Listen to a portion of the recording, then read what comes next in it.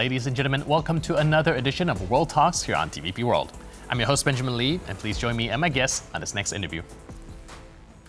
Belarus has released opposition leader Siarhei Tsikhanouski and others following a rare visit by U.S. envoy Keith Kellogg, raising hopes of political thaw but also skepticism over Minsk's true intentions.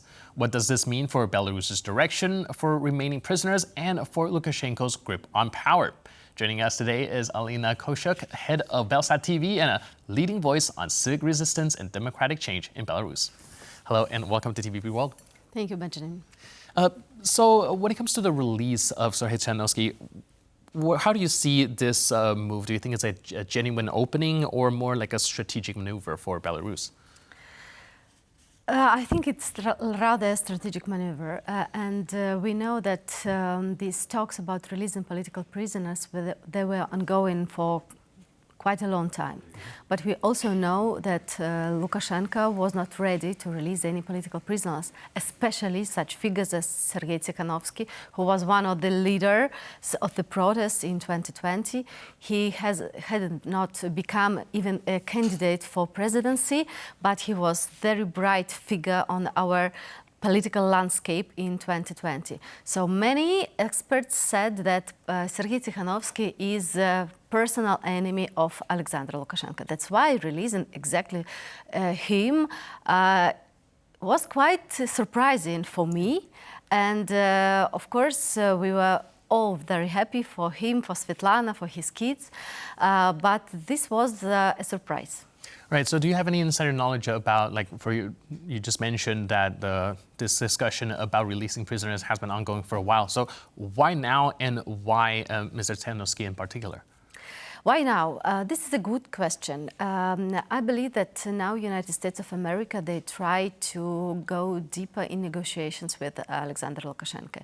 They feel like in the current geopolitical situation, I mean, stuck of peace talks on Ukraine, they need more support probably of Aleksandar Lukashenko. And for Aleksandar Lukashenko, being a part of peace talks or giving territory for peace talks like he did in 2015, it was a huge opening and he understood that it was a big sorry, I missed the word. It was for Aleksandar Lukashenko in 2025, then Angela Merkel, then President Hollande came to Minsk. It was unlock of his isolation. And this is the same. Since 2020, no officials from rather United States or European Union came to Belarus. Lukashenko was fully isolated. His friends, geopolitical friends and political friends were just Putin and maybe some countries in Asia or in Africa. That's why visit of Keith Kellogg was discussed for sure, and I know that in these talks of releasing of political prisoners, Lukashenko demanded quite a high cost for releasing political prisoners. One of these costs was visit of high official to Belarus to break the political isolation of Lukashenko, who really wants to be president, not just for himself, but also for the rest of the world. All right. Do you think that, well, with the U.S. now reopening diplomatic channel with Belarus, this would give them some sort of leverage in the Ukraine negotiation, or do you think it's a risk of legitimizing Lukashenko's regime and perhaps even help the Russian side of the argument? I hope it is first. I know that actually via diplomatic channels communication was ongoing all the time, but it was not on official level. Now we have this communication on official level, and of course Lukashenko feels like, yes, I'm in power, I get a new step for his legitimizing, but as far as I know, most of Western world, they don't want to recognize Lukashenko as a president. But of course, he is a man who keeps power, who grips Belarus. That's why they also need to talk. Take into consideration that peace talks on Ukraine are stuck. That's why I feel like President Trump and his administration, they're looking for some other exits, some other doors to open, how to move this situation forward, because I believe that for the whole world, finishing of Ukrainian war is very important. And so when it comes to the high-profile figures being released, of course, we do know Tanoski is one of the most prominent one. People, of course, in Poland also questioning whether or not Andrzej Poczobut is going to be released anytime soon, and, for example, why not him? And again, going back to the question, why such a high-level figure such as Tanoski?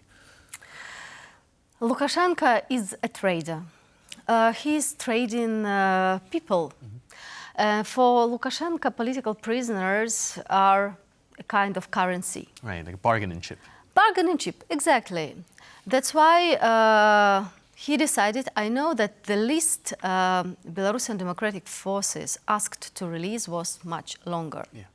And I know that there were completely different names in this list, because we also have a so-called humanitarian list, people who should be released immediately due, for example, to their health status or something. But we have seen no people from other list, on this list. So they released totally other people. And of course, we didn't expect Sergei will be on the list. So Lukashenko by himself is making this decision who should be released. There were some rumors that he's releasing Siarhei Tsikhanouski to make some mess in Belarusian Democratic Forces, because obviously Siarhei Tsikhanouski is a very bright figure. Some experts also were focusing on some of his relations with Russia, on his visit in Crimea, and he was making business also in Russia.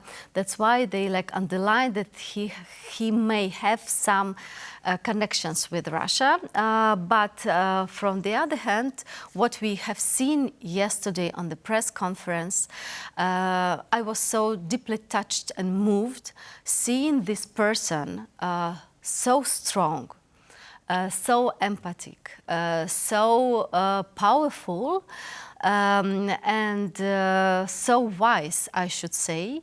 So he said that we are not competitors, we are fighting all together, and our goal is to release Belarus. That's why I'm so grateful to this light of hope Siarhei Tsikhanouski gave yesterday to all the Belarusians, because we saw many fontaine of commentaries, of posts on social media, on X and so on. People were so touched, and Sergei also said that he expects that all political prisoners will be released during 1 month. Of course, we should be very cautious about these words, but anyway, we all hope that Belarusian political prisoners all would be relieved. And for me, as an editor-in-chief of Belsat, of course, I'm so worried about the life of Belarusian journalists. 18 our colleagues are behind the bars just because they were doing, like you, your job. But in Belarus, cost of this job is very high. Right. Now, you mentioned one of the theory being releasing Tsikhanouski might actually throw a wrench in the opposition movement, but what we see yesterday, do you think that that might have backfire on Lukashenko, seeing that people actually are more united than he might perceive? Yes, it was double surprise. Releasing of Siarhei Tsikhanouski was a surprise for us, but what Sergei did, I think this is a big surprise for Aleksandar Lukashenko as well. I think that even he may change a little bit of strategy after what happened yesterday.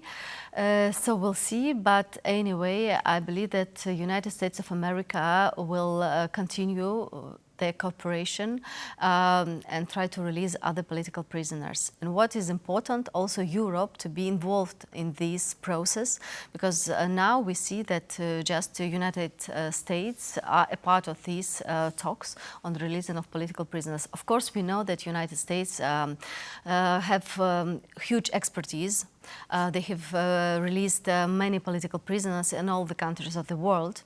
But we believe that the voice of European Union should be more heard also in Minsk. And maybe they need to cooperate more with Washington as well. All right, so we'll have to see how this kind of diplomatic puzzle unfolds. But in the meantime, thank you so much for your input and insight and joining us today here on TVP World. Thank you. Cheers. And thank you for tuning into this edition of World Talks. But for more news, update, and commentary, please stay tuned to TVP World.